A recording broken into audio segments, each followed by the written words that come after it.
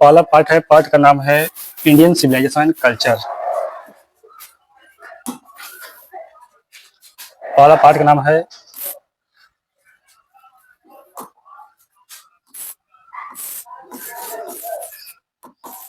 Indian civilisation and culture. तो first chapter में जो महात्मा गांधी, इसका राइटर कौन है? महात्मा गांधी है। महात्मा गांधी भारत की सभ्यता और संस्कृति के बारे में बतलाते हैं। चलिए हम लोग ऑब्जेक्टिव को हल करते हैं।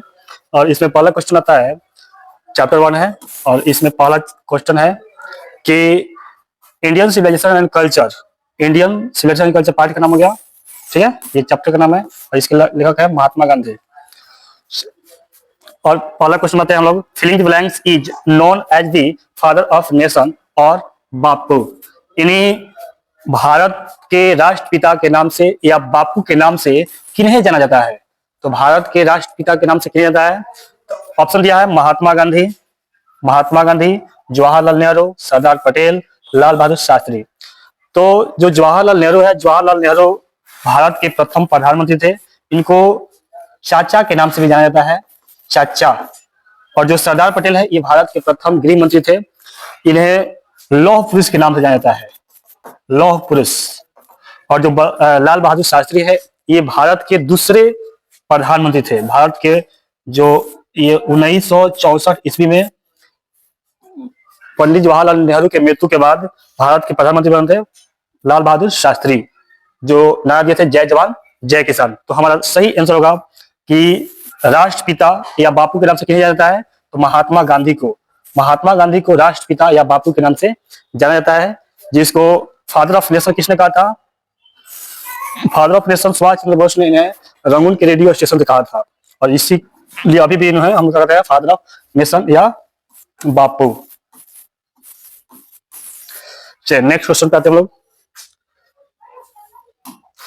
नेक्स्ट क्वेश्चन दिया है कि Gandhi ji died at the hand of fanatic on. कह रहा है कि जो महात्मा गांधी, हैंड माने हाथ, फैनेटिक माने एक जो सनकी के हाथों मारे गए। कब मारे गए थे? देखिए, महात्मा गांधी का जो जन्म हुआ था वो था 2 अक्टूबर 1869 को। ये पोरबंदर गुजरात में हुआ था। और जो मृत्यु हुआ था ये हुआ था 30 जनवरी 1948 में।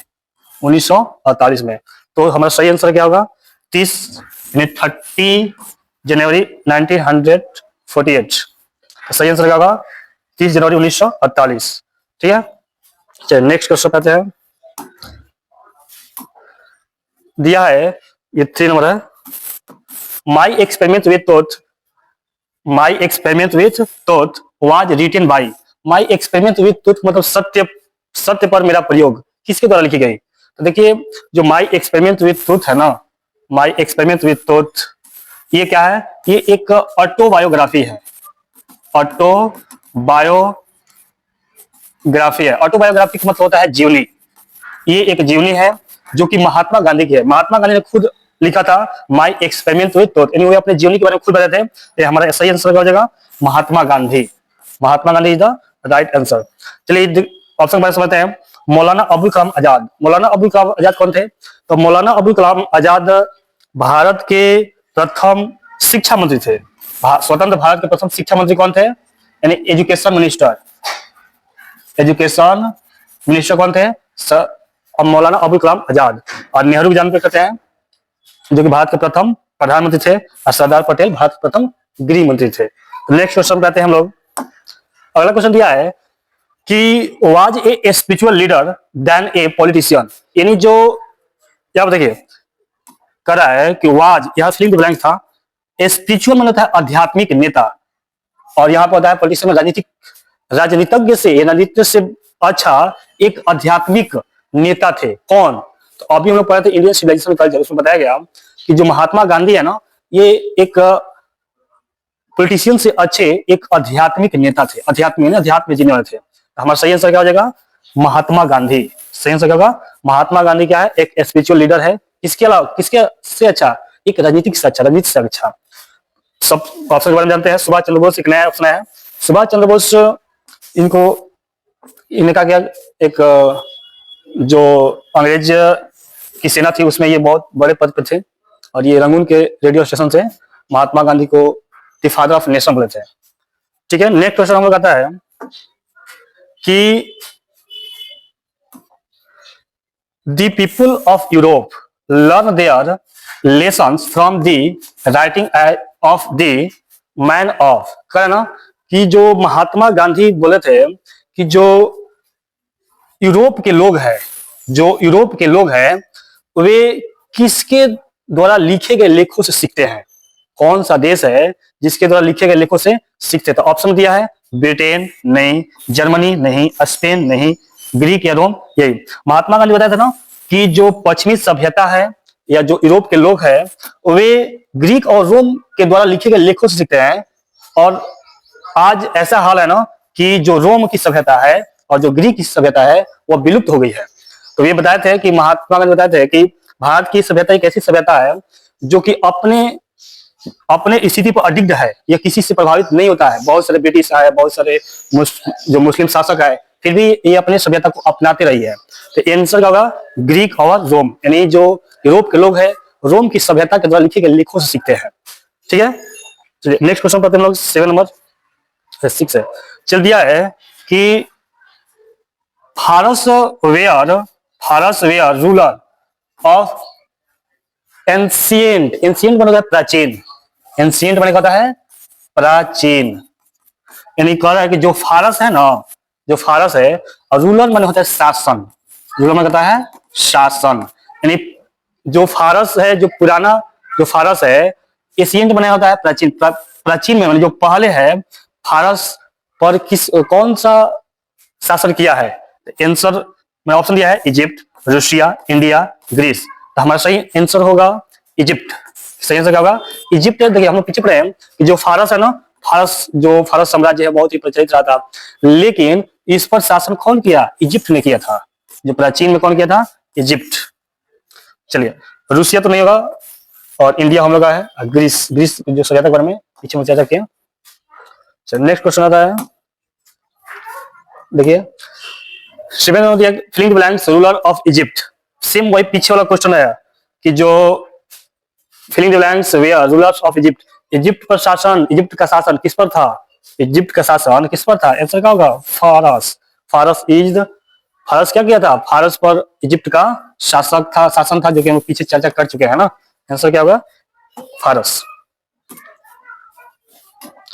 चलिए दिया गया है महात्मा गांधी एक अपने जो लाइन है उसमें बोल रहे हैं कि जो मनुष्य है, आदमी है, उसका जो मन होता है ना एक रेस्टलेस बर्ड की तरह होता है। कहता है रेस्टलेस बर्ड, जो मनुष्य के जो मन है ना एक अशांत पक्षी होता है, यह जितना पाता है उतना ही चाहता है। तो समझ रहे हैं दी माइंड, माइंड में मन, the mind is a restless, यहाँ दिया है क्या हो जाएगा word, the more it want it the more it get, या जितना पाता है वह उतना ही चाहता है। तो आंसर क्या हो जाएगा हमारा वर्ड। जो मनुष्य का जो मन है ये क्या होता है, एक रेस्टलेस यानी अशांत पक्षी होता है, जो जितना चाहता है उतना ही चाहता है, जितना पाता है उतना ही चाहता है। नेक्स्ट क्वेश्चन दिया है कि simple living and high thinking is the base of. देखिए महात्मा गांधी कहे थे simple living and high thinking is the base of, माने साधारण जीवन और जो उच्च विचार है यह किसका आधार है, यह है इंडियन सिविलाइजेशन का।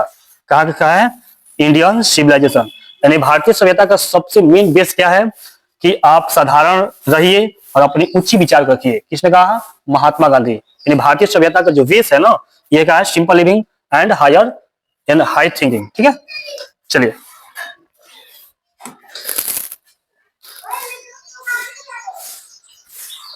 टेन हो दिया है कि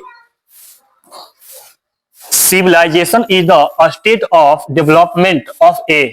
जो सभ्यता है, स्टेट के मतलब यहाँ पर होगा क्षेत्र, स्टेट में जगह यहाँ पर क्षेत्र, डेवलपमेंट मतलब दिया भी करता है। तो कर है ना कि जो सभ्यता है ना किसके विचारों का क्षेत्र है, किसके विकासों का क्षेत्र है, किसके विकास का क्षेत्र है। तो जो सभ्यता है माने जो सभ्यता किसके विकास का क्षेत्र है, people, people is the right answer हो जाएगा, क्योंकि ये लोगों के विकास का जगह है, क्षेत्र है। यानी जिस सभ्यता में, जिस क्षेत्र की जो सभ्यता है विकसित होती है वहां के लोग विकसित होते हैं। एनिमल नहीं होगा, एनिमल में सभ्यता होता ही नहीं है। बर्ड नहीं होगा, ठीक है। और नॉन लिविंग नोथिंग, अच्छा लिविंग थिंग है, ठीक है। चलिए नेक्स्ट क्या है, Indian glory is that it is, कह रहा है कि भारत की जो जो भारतीय है, ग्लोरी माने होता है शान, ग्लोरी माने होता है, ग्लोरी का मतलब होता है शान। यानी भारत की जो सभ्यता है, भारत का क्या शान है, भारत का क्या शान है, तो मोवेबल, इगोरेंट, इमोवेबल, अनसिविलाइज्ड। देखिए मोवेबल माने होता है अस्थिर यानी भटकने वाला, और इगोरेंट माने होता है, इगोरेंट मतलब होता है दुष्ट या का माने कष्ट वाला, कर दुष्टाई। इमोवेबल माने होता है, ये इसका मतलब होता है मिश्रण भी होता है ना, मिला हुआ। इमोवेबल माने होता है अस्थाई, अस्थाई। अनसिविलाइज्ड माने होता है असभ्य। यानी जो भारत की सभ्यता है ना, जो भारत की सभ्यता है ये क्या है, एक इमोवेबल है। ये क्या है, इमोवेबल माने होता है अस्थाई है। ये मतलब कि किसी अन्य सभ्यता से मिली हुई नहीं है या उससे प्रभावित भी नहीं होती है, ठीक है। नेक्स्ट क्वेश्चन पढ़ देते हैं। नेक्स्ट क्वेश्चन दिया है, थोड़ा बड़ा जिक्र दिया है, दी टेंडेंसी, टेंडेंसी का मतलब होता है प्रवृत्ति, टेंडेंसी माने प्रवृत्ति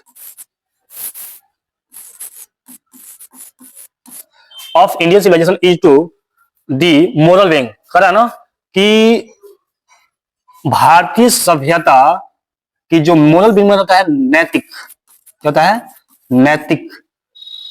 अब करा ना कि भारतीय सभ्यता का जो प्रवृत्ति है वो नैतिक है। वो क्या है, नैतिक। क्या नैतिक है, नैतिक विकास हो जाएगा, तो इलवेट हो जाएगा। इलवेट मतलब होता है विकास, कहा जाएगा विकास। भारतीय सभ्यता का जो प्रवृत्ति है ना, ये नैतिक विकास की प्रवृत्ति है, नैतिक विकास की प्रवृत्ति है। ना कि डाउनफॉल तो नहीं होगा, नीचे गिरने वाला, डाइवर्ट भी नहीं हो जाएगा, मोह मने इधर भटकना भी नहीं होगा। हमारा आंसर क्या हो जाएगा, इलवेट। इलवेट मने होता है एक विकसित। चलिए नेक्स्ट क्वेश्चन दे दिया है, our ancestor us from luxurious and pleasure. Luxurious मतलब होता है आरामदायक, प्लेजर मतलब खुशी। कारण कि जो हमारे पूर्वज है ना, एंसेस्टर का मतलब पूर्वज, जो हम लोग माने हम लोग का, जो हम लोग का पूर्वज है वे लग्जरियस और प्लेजर से क्या करने के लिए कहे हैं। आंसर होगा डिसुएटेड माने होता है दूर रहना, दूर रहना। यानी जो हमारे पूर्वज है ये लग्जरियस और प्लेजर से दूर रहने के लिए कहे हैं कि जो हमारा मन है यदि वो लग्जरियस खोज रहा है, प्लेजर खोज रहा है, इससे हमें क्या होगा, हमें हमें अनसिविलाइज्ड हो जाएंगे, यानी असभ्य की तरफ हम लोग जाने लगेंगे और हम लोग केवल मेटेरियल की तरफ भागने लगेंगे और हमें सभ्यताएं खत्म होने लगेगी। हमारा आंसर क्या हो जाएगा, डिसुएटेड। डिसुएटेड माने दूर रहना या उससे विरोध करना। चलिए नेक्स्ट क्वेश्चन दिया है,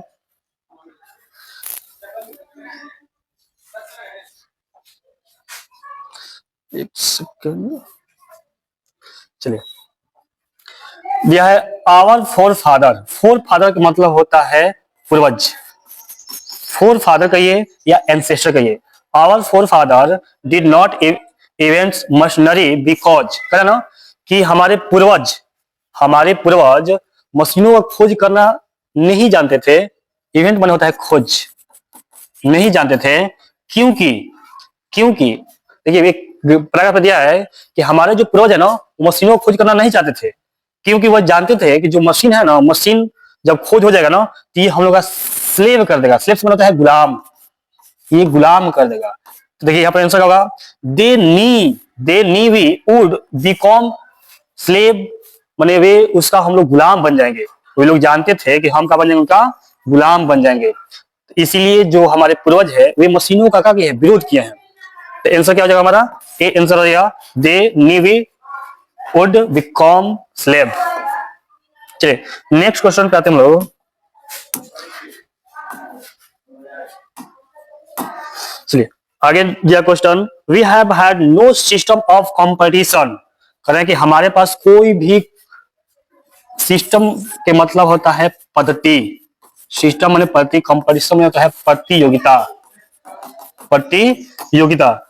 वी हैव माने हैव क्या होता है पास, यानी हम अभी मैंने हम लोग हम लोग के पास प्रतियोगिता की कोई भी ऐसी पद्धति नहीं है, हम लोग के पास प्रतियोगिता की कोई भी ऐसी पद्धति नहीं है। और उसके बाद फिलिंग द ब्लैंक्स दिया है, ऑप्शन दिया है thought cutting, fast, live coding या डल।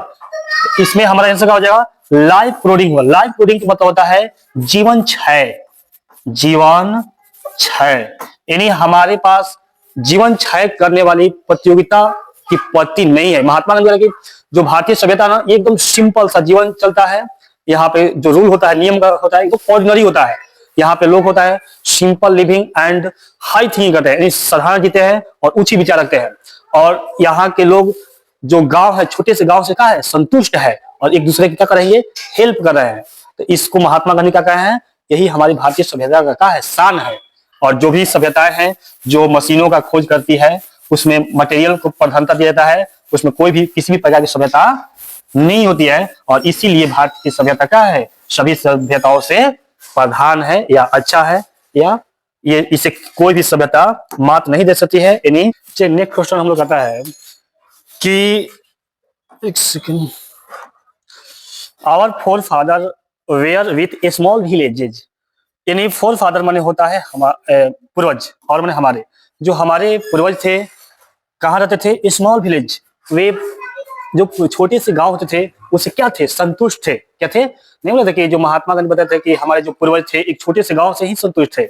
वे बड़े बड़े शहरों को नहीं चाहते थे, क्योंकि वो जानते थे कि जो शहर है ना, ये एक फंदा है जीवन में, जो फंदा बनेगा और यह शहर में बहुत सारे चोरों का, लुटेरों का ग्रुप होगा और वहां पे वेश्याकरण हो जाएगा। यानी कोई भी जो स्त्री होगी उसका इज्जत कोई नहीं होगा, स्त्री वेश्या की तरफ बढ़ेगी। मैंने महात्मा गांधी इतना तर्क दिया है कि ऐसा हम लोग रोज कहते थे, रोज मानते भी थे कि जो स्मॉल विलेज है, छोटा सा गांव है, उसी से संतुष्ट रहना चाहिए। तो आते इस पर, यहाँ पर हमारा आंसर हो जाएगा सेटिस्फाइड, माने संतुष्ट है। अनहैप्पी नहीं होगा, डिससेटिस्फाइड नहीं होगा, हैप्पी नहीं होगा। आंसर क्या होगा, सेटिस्फाइड। यानी हमारे जो पूर्वज थे ना, छोटे से गांव से संतुष्ट है। और हम लोग आते हैं नेक्स्ट क्वेश्चन पे।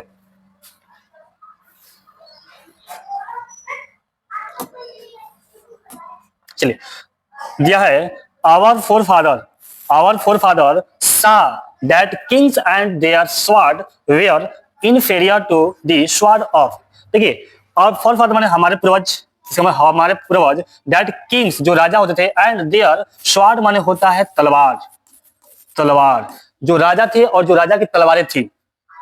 इनफेरियर माने होता है से ऊपर, दी स्वॉर्ड ऑफ माने कह रहे हैं ना कि जो हमारे पूर्वज थे और पूर्वज जो हमारे क्या ना, जो राजा होते थे और जो राजा के तलवारें होती थी। राजा की तलवारें का मतलब होता है कि राजा को मानने वाला, राजा के लेफ्ट हैंड, राइट हैंड जो भी होता है, उसका जो भी मंत्री है, जो भी उसका अपना आदमी है, तो कह रहे हैं कि राजा और राजा की जो तलवारें है उससे ऊपर किसको मानते थे, उससे बेहतर किसको मानते थे। ऑप्शन देख लीजिए, ऑप्शन दिया है ऋषि एंड फकीर, किंग्स दिया है, सोल्जर दिया है, पीपल दिया है। तो जो राजा होते थे और राजा की जो तलवारें होती थी, उनसे ऊपर ऋषि और फकीर को कहा जाता था। काहे कहा जाता था, क्योंकि भारत की जो सभ्यता है ना, वे ऋषि और फकीर क्या करते थे, ज्ञान देते थे कि जीवन को कैसे जिया जाए, कैसे संतुष्ट रहा जाए, कैसे अपने अंदर से जो डर है, भय है, क्रोध है, ईर्ष्या है, उससे कैसे दूर किया जाए और एक अच्छा जीवन कैसे जिया जाए। ये जो फकीर है और जो ऋषि है, यही क्या करते थे, ज्ञान देते थे। तो हमारा राइट आंसर क्या होगा, ऋषि एंड फकीर। ठीक है, चलिए नेक्स्ट क्वेश्चन पर बताएं।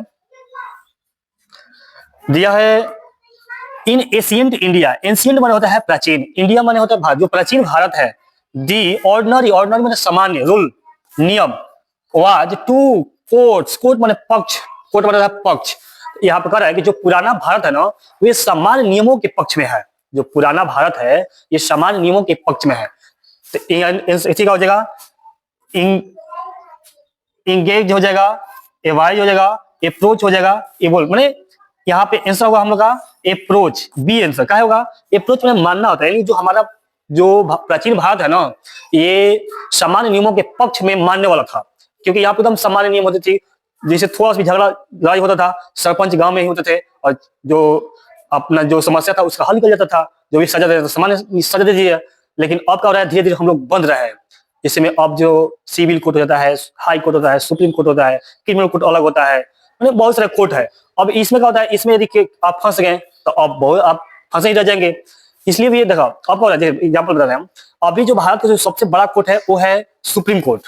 अभी कौन है? सुप्रीम कोर्ट है, भारत का सबसे बड़ा कोर्ट सुप्रीम कोर्ट, जो कि है दिल्ली में, और इसका सफर 1950 में हुआ था।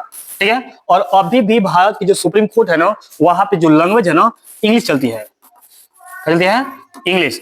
और आपको मालूम होगा कि भारत में बहुत सारे लोग हैं जो इंग्लिश नहीं जानते हैं। एग्जाम्पल मान लेते हैं कि यदि भारत के कोई सामान्य मजदूर वर्ग है या निम्न वर्ग है जो इंग्लिश नहीं जानता है, उस पर कोई बड़ा सा केस हो गया और वह कोर्ट में चला गया, सुप्रीम कोर्ट गया, मतलब जैसे तैसे पैसे जुटाकर सुप्रीम कोर्ट में गया, और वहां पे जो जजमेंट होगा ना, वो इंग्लिश में होगा, जो जजमेंट आएगा, जो बहस होगा, सब इंग्लिश में होगा। लेकिन अब क्या हुआ ना कि जज उसको सजा भी दे दिया, छोड़ दे या कोई भी सजा दे दे, लेकिन उसको मालूम नहीं चला कि आखिर बात क्या हुआ, बहस किस बात पर हुई। तो मेरा कहने का मतलब यह है कि जो भारत के प्राचीन में जो नियम कानून होते थे, एकदम सामान्य होते थे, जो व्यक्ति है उसी की लैंग्वेज में बातचीत होगा, ताकि वो समझे कि आखिर उसको बोलने का मौका भी तो मिले, लेकिन यहाँ पर नहीं मिल पाता है। तो जो एक हम लोग की बुराई है, सुप्रीम कोर्ट में सभी लैंग्वेजों को रखना चाहिए, जो कि सरकार इस पर अपना मत रखेगी। चलिए हम लोग आते हैं इस पर कि जो पुराना भारत क्या था, ये अप्रोच था, उसके पक्ष में था, मानने वाला था। तो ठीक है, नेक्स्ट क्वेश्चन आते हैं हम लोग। दिया है इन एशियंट इंडिया, वही प्राचीन Bharat, the common people enjoyed, जो पुराने भारत है ना, सामान्य लोग किसमें खुशी माने खुश थे, किसमें एंजॉयड थे? तो हार्ड लाइफ, नो, कभी हार्ड लाइफ नहीं था। हैप्पी लाइफ नहीं, और मिसरेबल लाइफ नहीं। आंसर क्या होगा? Home rule, home rule. तो होम रूल के मतलब क्या होता है? आत्मशासन, अपने आप पर शासन करना है, यानी इसको कहते हैं स्वराज। क्या कहेंगे इसको? स्वराज। स्वराज्य का मतलब देखिए, स्वराज के भारत में कौन आया था? बाल गंगाधर तिलक लाए थे, बाल गंगाधर तिलक। आप लोग को मालूम होगा कि बाल गंगाधर तिलक को ही गरम दिल का नेता माना जाता है, बाल गंगाधर तिलक, और एक थी एनी बेसेंट, और बाल गंगाधर तिलक ने किया होम रूल को भारत में लाया था। ये लगभग 1914 15 मतलब कंफर्म नहीं है। चलिए, तो आंसर क्या होगा? Home rule. चलिए आगे क्वेश्चन आते हैं। Indian civilisation is based on believe in, जो भारत की सभ्यता है उसका जो आधार है किसके विश्वास पर है? तो मणि पर तो नहीं होगा, हमारा आंसर होगा गॉड, भगवान पर विश्वास करते हैं। जो भारत की सभ्यता है ना, ये भारत की जो सभ्यता है ये गॉड विश्वास करती है। और जो नेक्स्ट क्वेश्चन है, ये जो पश्चिमी सभ्यता है वो गॉडलेस है, वो भगवान विश्वास नहीं करती है, वो मैटर की तरफ भाग रही है, पदार्थों की तरफ भाग रही है, खोज की तरफ भाग रही है, और इसी कारण वे पदार्थों का गुलाम होती जा रही है। और हम लोग भी उसका अनुसरण कर रहे हैं, जो कि हम लोग की मूर्खता है, इससे हमारी जो परंपराएं हैं ये नष्ट हो सकती है। ऐसा महात्मा गांधी अपने इस पैराग्राफ में बताते हैं, यह एक निबंध भी है ना। चलिए नेक्स्ट क्वेश्चन पे आ जाते हैं हम लोग। देखिए समझ ना कि western civilisation is based on belief, ये किस पे विश्वास करता है? गॉडलेस। ये जो पश्चिमी सभ्यता है इसको विश्वास है ना कि भगवान नहीं होता है, ये कहा है दुनिया गॉडलेस है। आंसर हमारा क्या होगा? गॉडलेस। मटेरियलिज्म नहीं होगा, वेल्थ भी नहीं होगा, मिक्स भी नहीं होगा, आंसर क्या होगा? गॉडलेस। चलिए अगला क्वेश्चन देखते हैं हम लोग। दिया है our civilisation, our culture and our swaraj depend on, कहा कि जो हमारा सभ्यता है, हमारी जो संस्कृति है और जो हमारा स्वराज है, ये किस पर निर्भर करता है, किस पर डिपेंड करता है? आंसर ऑप्शन देखिए, प्रोमोटिंग नहीं होगा, मल्टीप्लेइंग नहीं होगा, इन्वेटिंग नहीं होगा, सेल्फ डिनियल आत्मसंयम। जो भारत की सभ्यता है, स्वराज है, संस्कृति है, ये आत्मसंयम पर आधारित है, आत्मसंयम पर आधारित है। इसमें बता रहे महात्मा गांधी कि जो मन को जितना कंट्रोल कर लेगा ना, हमारे पूर्वज कहते थे कि अपने मन को कंट्रोल कर लो, अपने मन को कंट्रोल करो, यही हमारी क्या है? संस्कृति है, संस्कार है, स्वराज है। चलिए नेक्स्ट क्वेश्चन पर हम आते हैं। दिया है the values of our gilding event today, जो कहा ना कि जो आज किस सभ्यता का वैल्यू माने होता है महत्व दिया जाता है, गेट माने देना, गिल्टिंग माने यहाँ पर देना रहा है, किस सभ्यता का महत्व आज दिया जा रहा है? तो आंसर राइट आंसर होगा हमारा Indian civilisation and culture. Mahatma Gandhi जिस समय ये ऐसे लिखे थे, उस समय भारत की सभ्यता सबसे ऊंची शिखर पर थी, और वही बताते हैं भारत की एक ऐसी सभ्यता इतना विकसित हो गई ना, विश्व में कहीं की भी सभ्यता इसको मार नहीं सकती है, इसका टकराव नहीं कर सकती है ना, इसके सामने नहीं कर सकती है। राइट आंसर होगा इंडियन सिविलाइजेशन। नेक्स्ट क्वेश्चन देखते हैं। यह sacrifice is the sole aim of our, देखिए sacrifice is the sole aim of our, farmers, philosophers, as scientist या ऋषि। मैंने कहा है ना, सेक्रीफाइस मैंने होता है सोल, मैंने आत्मा। जो भारत की जो सभ्यता है ना, इसकी आत्मा किससे रूबरू है, किसके रूबरू की तरह, मैंने किस पर आधारित नहीं बताया पीछे हम लोग कि जो भारत की सभ्यता है ना, यहाँ के जो ऋषि मुनि थे आगे ज्ञान देते थे, और यही ऋषि मुनि को राजा और राजा की जो तलवारें थी उससे भी ऊपर माना जाता था।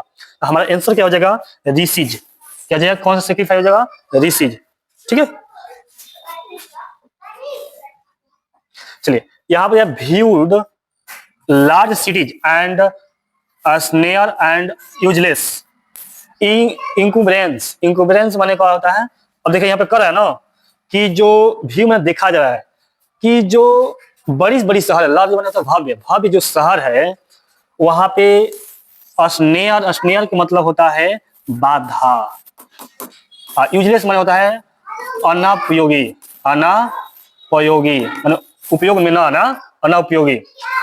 कि कह रहे हैं कि कौन से लोग हैं ना जिसने देखा कि जो बड़ा शहर है ना वह एक तरह का बाधा है, वह एक तरह का बाधा है और अनुपयोगी है, इसका कोई काम ही नहीं है। कौन कहते हैं? रोमन्स तो कभी नहीं होगा, इटालियंस भी नहीं होगा, जर्मन्स भी नहीं होगा।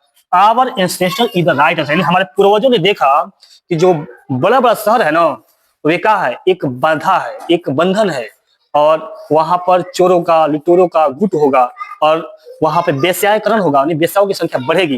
किसने देखा? हमारे पूर्वज ने देखा। ये किसने कहा? महात्मा गांधी अपने निबंध के माध्यम से हमें समझाते हैं।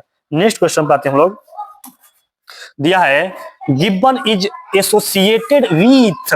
गिब्बन किसमें था? गिब्बन किसमें था? पीछे हम लोग पढ़े थे पैराग्राफ में, इटली, ग्रीक, जर्मनी, फ्रांस। देखिए उसमें दिया था कि जो गिब्बन है ना वो कहां से लिप्त है? इटली में। किसमें लिप्त है? इटली में। और इटली में लिप्त हो गया है रोम। कौन हो गया है? रोम। और अभी इटली की राजधानी कहाँ है?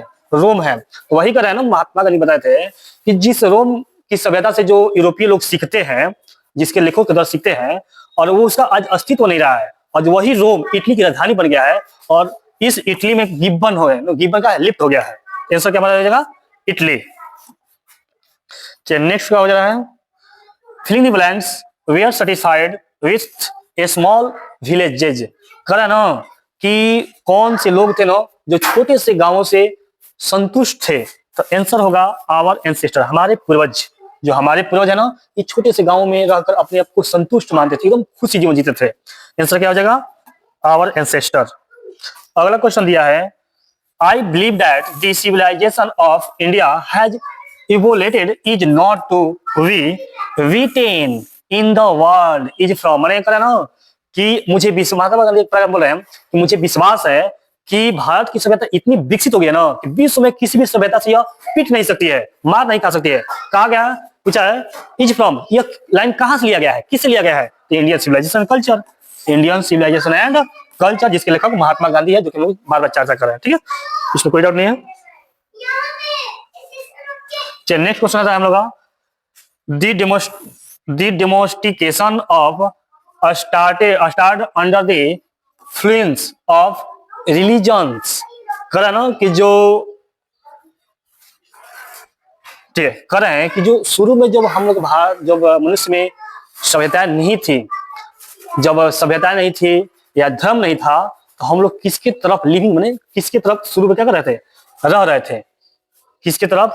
डोमेस्टिकेशन का मतलब पक्ष में, किसके पक्ष में? जैसा रह रहे थे। हमारा आंसर हो जाएगा एनिमल्स। एनी कर रहे महात्मा वो होता क्या ना कि जब सबसे पहले आदि मानव जब आए तो वे बिना कपड़ा के रहते थे, पहाड़ों में रहते थे, गुफाओं में रहते थे, कंदमूल मांस सब खाते थे, कच्चा मांस खाते थे, और वे एक जानवर की तरह जीते थे। जानवर की तरह, जानवर जैसा शिकार करते थे, जानवर की तरह रहते भी थे। ठीक है, लेकिन जैसे ही रिलीजन आया, धर्म आया, तो लोगों में एक मानवता आया, जीने का तरीका आया। रिलीजन एक्चुअली में एक जीने का तरीका है, क्योंकि यह हमें जीना सिखाता है, हमारे अंदर मानवता लाता है, इंसानियत लाता है, जानवरों को हटाता है।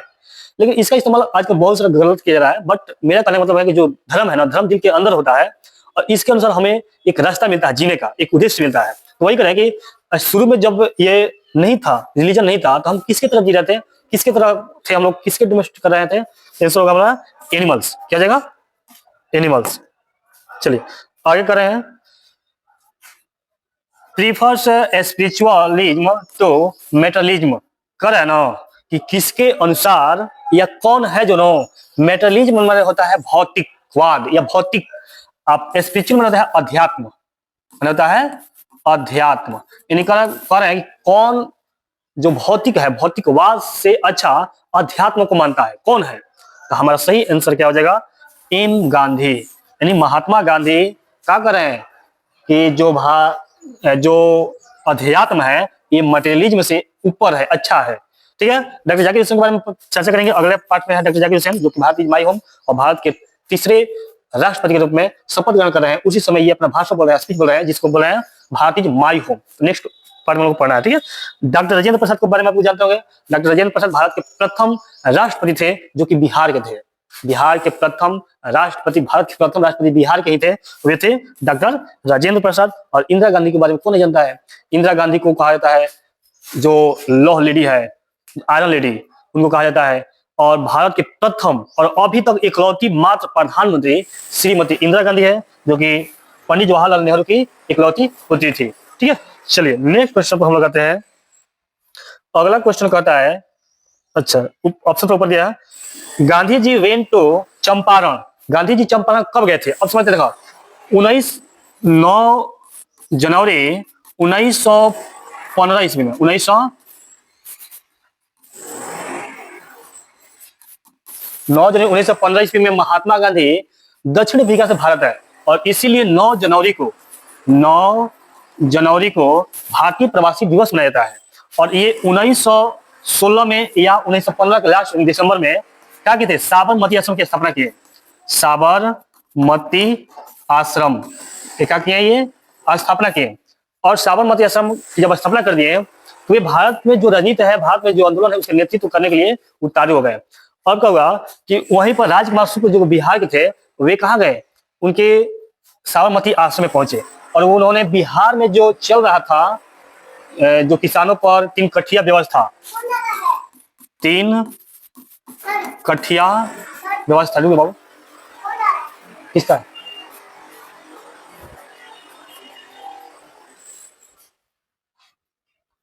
गेट बंद कर दो, गेट बंद कर दो।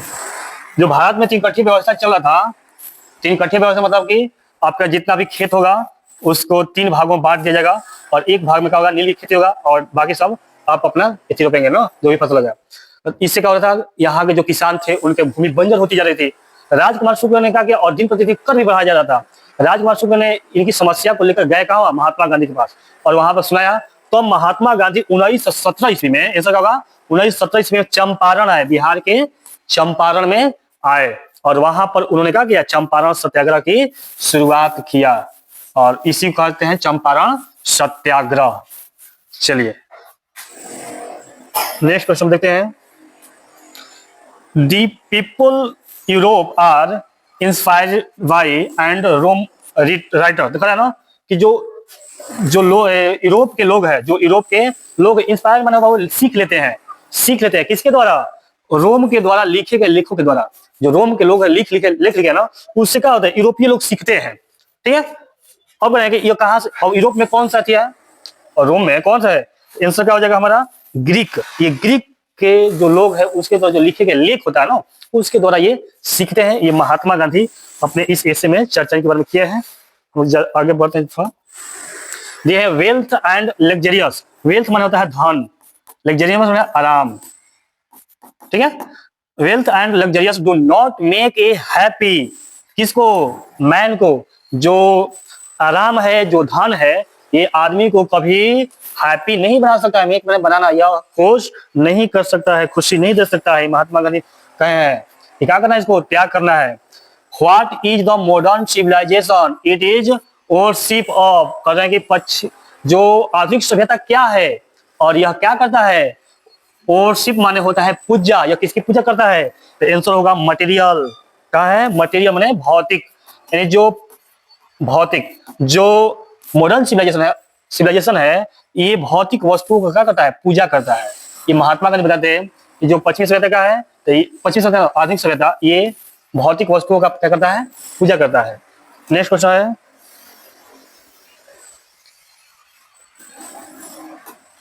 दिया है the Gujarat equivalent for civilisation means, जो देखिए महात्मा गांधी यहाँ बता रहे हैं ना कि जो गुजरात की जो सभ्यता है, गुजरात की सभ्यता है, इसका मतलब क्या है? वो अपने बताया सभ्यता कि ये क्या करता है, ये एक गुड कंडक्ट करता है। गुड कंडक्ट का मतलब होता है एक दूसरे को आपस में जोड़ता है।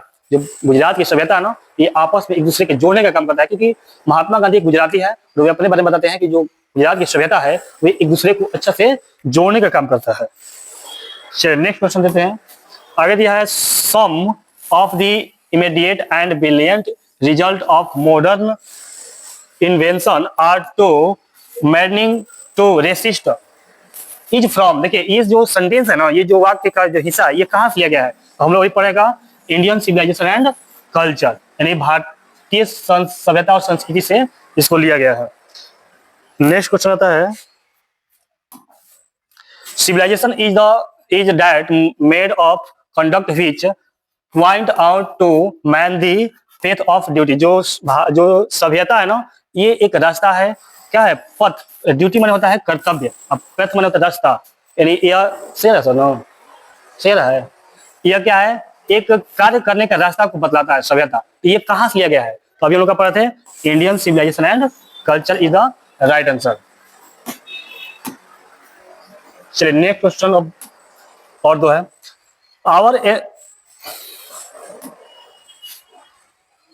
आवर एंसेस्टर एंजॉयड दी करे ना कि जो भारत के जो हमारे जो पूर्वज थे ना, वे खुश थे, एंजॉय कर रहे थे। कौन सा रूल के तहत? तो होम रूल। कौन थे? Home rule. जो पीछे हम चर्चा कर चुके हैं कि होम रूल के साथ भारत के जो पुराने हम जो पूर्वज थे वे खुश थे और एक ऑर्डिनरी नियम कानून के तहत चलते थे। इसको बताने की जरूरत नहीं है। चलिए नेक्स्ट क्वेश्चन आता है observing all this our ancestor dissuaded us from luxurious and pleasure it's from the. फिर वही आ गया कि ऑब्जर्व ने ऑब्जर्व करते हैं हमारे जो पूर्वज है, डिसुएट मैंने दूर रहने के लिए कहते हैं। किससे? लग्जरियस से। एंड प्लेजर मैंने जो खुशी है, इससे दूर रहने को कहते हैं। ये जो पंक्ति है किस से लिया गया है, किस पार्ट से लिया गया है? तो आंसर होगा इंडियन सिविलाइजेशन एंड कल्चर, जो कि हमारा सही आंसर होगा सी, इंडियन सिविलाइजेशन एंड कल्चर, जो कि बहुत विधि है ना। चलिए हम लोग क्वेश्चन अब खत्म हो गया और इसके बाद हम लोग आगे नेक्स्ट हम जो इसका समरी है उस पर चर्चा करेंगे नेक्स्ट वीडियो में। तो देखिए, और हम लोग अब लगातार अभय रिसर्च क्लासेज में हम अब लगातार वीडियो को लाते रहेंगे और कोशिश करेंगे कि आपके हर प्रश्नों का हम उत्तर दें। और इंग्लिश और बायोलॉजी का रेगुलर क्लास करिए और जो भी बच्चा है 11th 12th का उसके बाद शेयर करिए और सपोर्ट करिए, जो भी है सब्सक्राइब करिए और लाइक करिए और इसे मिला लीजिए एक बार।